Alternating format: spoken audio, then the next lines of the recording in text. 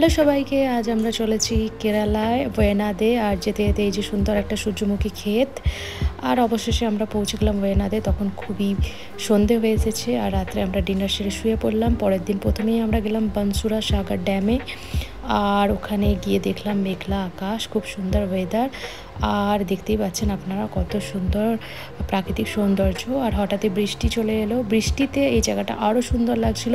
তো আমাদের কিছুক্ষণ ওয়েট করতে হলো বৃষ্টি থামার জন্য, কিন্তু বৃষ্টিতেও একটু ভিজলাম আর কি, অল্প অল্প বৃষ্টি হচ্ছিল। আর এখান থেকে রেনকোটও কিনে নিলাম।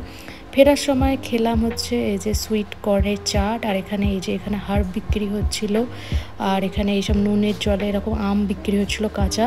মানটাকে একটা এরকম ফ্যান কিনে দিলাম আমরা। তারপরে আমরা এলাম চা বাগানে, আর চা বাগানে আমরা এখানে ঘুরতে লাগলাম চারিদিকে। মানটাকে শেখালাম যে এটা চা গাছ, এখান থেকে চা হয়।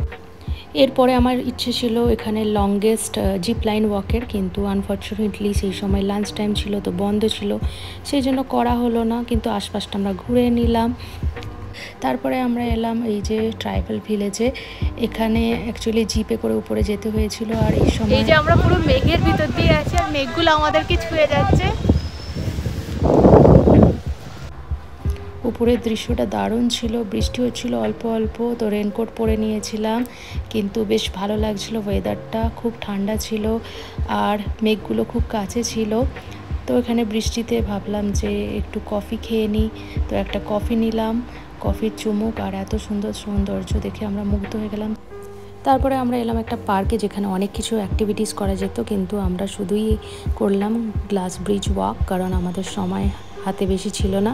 মানটাই তো প্রথমে ভয় পাচ্ছিল, কিন্তু তারপরে ওর সাহস এসে গিয়েছিল, ও খুব খুশি ছিল। তারপরে আমরা এলাম পুকুরে লেকে, সেখানেও বোটিং বন্ধ হয়ে গিয়েছিল 5টার পর।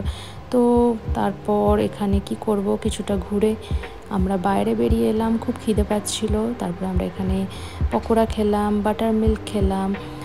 তারপরের দিন আমরা গিয়েছিলাম একটা কেভে, কিন্তু সেই কেভটা সোমবারে বন্ধ থাকে। ফেরার সময় আমরা দেখলাম হরিণ টাইগার রিজার্ভে, আর ফের আমরা ব্যাঙ্গালোরে চলে এলাম।